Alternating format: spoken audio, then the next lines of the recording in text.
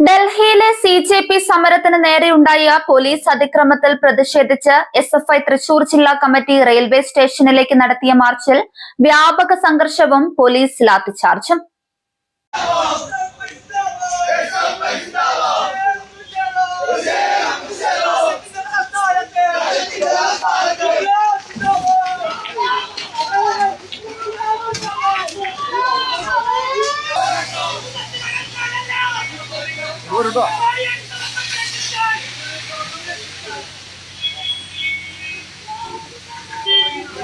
അനീഷ ബാക്കോളോ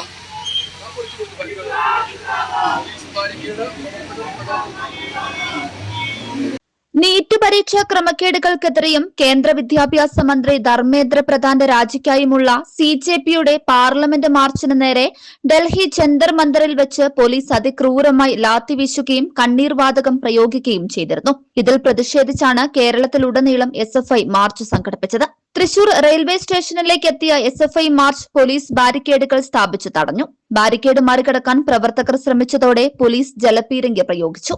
ഇതിനെ തുടർന്ന് പോലീസും വിദ്യാർത്ഥി പ്രവർത്തകരും തമ്മിൽ വലിയ രീതിയിലുള്ള ഉന്തും തള്ളും കല്ലേറുമുണ്ടായി.